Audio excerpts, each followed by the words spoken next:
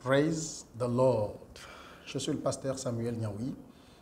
Plaisir partagé de vous retrouver chaque fois pour ces enseignements que je partage avec vous ici. Je pense que c'est une très bonne chose de pouvoir répandre l'évangile au travers des moyens numériques que le Seigneur nous a permis d'avoir aujourd'hui. Et depuis plusieurs semaines, vous le savez, je partage avec vous à partir du thème « Comprendre l'expression au nom de Jésus ». Et là où nous sommes arrivés maintenant, beaucoup d'entre vous ont pu suivre et ont compris avec moi que être dans le nom de Jésus, eh bien, c'est être dans ce caractère et faire exactement comme lui. Au cours de l'épisode 8, j'ai partagé avec vous sur le sujet d'éviter les prières motivées par la peur, parce que nous n'avons pas reçu un esprit de peur, pas un esprit de timidité, mais nous avons reçu un esprit de force. Et Dieu est aujourd'hui notre Père. Et nous devons simplement prier, non pas par la peur, mais dans la paix du Seigneur. Et Dieu gardera nos cœurs en lui. Eh bien, il me reste juste deux épisodes pour finir avec ce thème. Et aujourd'hui, j'aimerais partager avec vous l'une des raisons pour lesquelles nous ne devons pas faire ce genre de prière qui ne reflètent pas le caractère de Jésus si nous estimons être dans le nom de Jésus. Et vous savez que nous avons lu l'histoire donc de Jésus qui réprimandait ses disciples parce que ceux-ci voulaient invoquer le feu pour consumer les Samaritains. Pourtant, les Samaritains étaient des ennemis des Juifs. Jésus les a réprimandés.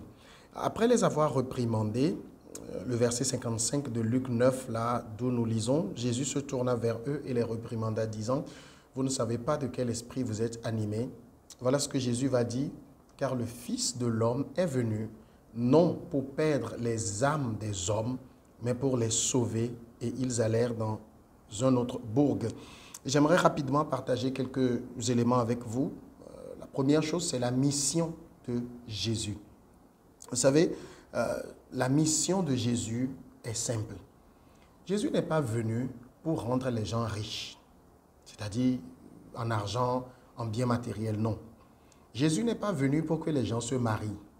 Jésus n'est pas venu pour que les gens voyagent. Jésus n'est pas venu pour que les gens aient des enfants. Jésus n'est pas venu pour que les gens aient de grands commerces. Je sais que c'est toutes ces choses-là qu'on fait miroiter à beaucoup de nos frères et sœurs dans la foi et ils sont accrochés à cela. Et quand ça ne vient pas, ils sont découragés. Ce n'est pas la raison pour laquelle Jésus est venu. Quelqu'un peut se dire, mais qu'est-ce qu'il raconte celui-là? Oui, je le répète, Jésus n'est pas venu pour cela. Parce que les gens obtenaient ces choses avant même que Jésus ne vienne sur terre. Et après le départ de Jésus, beaucoup ont obtenu ces choses sans avoir même eu besoin de Jésus. Vous n'avez pas besoin de Jésus pour voyager. Vous n'avez pas besoin de Jésus pour vous marier. Vous n'avez pas besoin de Jésus pour construire une maison. Vous n'avez pas besoin de Jésus pour acheter une voiture, pour avoir des enfants. Non. Parce que tout le monde peut faire ce genre de choses. Mais la seule chose qu'on ne peut pas faire si on n'a pas Jésus, c'est qu'on ne peut pas être sauvé. Et c'est la raison pour laquelle Jésus est venu. Et voilà pourquoi il leur rappelle ici sa mission. Le Fils de l'homme n'est pas venu pour perdre les âmes des hommes. Et vous le voyez, Jésus dit n'est pas venu pour perdre les âmes des hommes. Et il le dit en rapport avec le fait qu'ils ont demandé à invoquer le feu. Ainsi, lorsque vous invoquez le feu sur les ennemis, vous êtes en train simplement de perdre les âmes des hommes. Et vous devez bien comprendre que être dans le nom de Jésus, c'est comprendre parfaitement la mission pour laquelle Jésus est venu dans ce monde. Il est le sauveur, il est venu sauver, il leur rappelle que le Fils de l'homme est venu pour que le monde puisse être sauvé par lui. Et si nous restons sur ce verset 56, vous allez trouver plein d'autres versets parallèles. Dans Luc 19, le verset 10, il dit « Car le Fils de l'homme est venu chercher et sauver ce qui était perdu. » Dans Matthieu 18, verset 11, il dit « Car le Fils de l'homme est venu sauver ce qui est perdu. » Dans Matthieu 20, verset 28, il dit « C'est ainsi que le Fils de l'homme est venu non pour être servi, mais pour servir et donné sa vie comme rançon pour plusieurs. Et dans Jean 3, 17, il dit, Dieu en effet n'a pas envoyé son Fils dans le monde pour qu'il juge le monde, mais pour que le monde soit sauvé par lui. Il y a beaucoup de passages qui montrent que la mission de Jésus, c'est de sauver, ce n'est pas de perdre. Et donc, lorsque vous faites des prières qui sont contraires à la mission de Jésus, je vais être gentil, mais vous travaillez pour le diable. Le deuxième point que je veux toucher rapidement aujourd'hui, c'est que nous sommes invités aussi à faire les œuvres que Jésus a faites. Parce que nous avons compris la mission de Jésus, nous devons faire les œuvres que Jésus a accomplies. Dans Jean 14, le verset 12, il dit, « Si vous croyez en moi, vous ferez les œuvres que je fais et vous en ferez de plus grandes. » Eh bien, bien-aimés, les œuvres de Jésus, c'est de sauver le monde. C'est d'apporter la lumière, c'est d'apporter l'évangile, c'est d'apporter l'amour, c'est d'apporter la joie, la paix dans les cœurs, de racheter les gens des ténèbres et non de condamner le monde et non de tuer les gens. Il est venu pour sauver. Et vous et moi, si nous avons parfaitement bien compris cette mission, eh bien nous devons aussi, au nom de Jésus, apporter le salut de Jésus au monde en prêchant l'évangile. Et l'évangile, c'est le salut en Jésus. Vous savez, le message de l'ensemble de la Bible, c'est ce que nous appelons en théologie la sotériologie.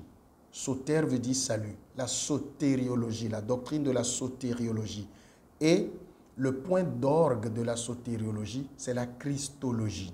C'est Christ qui sauve. Point final. C'est ce que nous devons amener aux gens. Pas vous allez voyager, les ennemis vous empêchent de voyager, vous empêchent de faire ci, vous empêchent de faire ça. Non, nous devons apporter le message du salut. Et le troisième point que je vais toucher rapidement, utilisez votre puissance. Cette puissance que vous avez et que vous voulez utiliser en envoyant le feu, en détruisant les gens, en faisant ci, utilisez plutôt ça pour faire les bonnes œuvres. Et quelles sont les bonnes œuvres? Eh bien, guérissez les malades, ressuscitez les morts, purifiez les lépreux, chassez les démons et propagez l'évangile.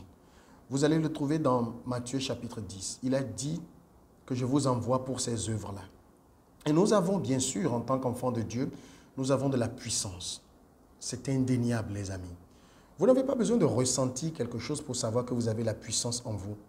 Vous n'avez pas besoin, j'allais dire, de passer des heures dans la prière pour savoir que vous avez la puissance. Vous n'avez pas besoin d'avoir des frissons, de rouler par terre. Non, vous avez de la puissance. Parce que celui qui vous a appelé, il vous a habilité. En son nom, vous pouvez faire les œuvres qu'il a faites. Et ces œuvres, c'est quoi? Utilisez votre puissance. Au lieu d'envoyer le feu pour que les gens meurent, plutôt guérissez les malades. Imposez les mains aux malades et vous les verrez, ils seront guéris. Allez plutôt vers les gens qui souffrent. Apportez le shalom, la paix de Dieu. Allez plutôt vers les gens qui sont dans les ténèbres. Apportez la lumière de Christ.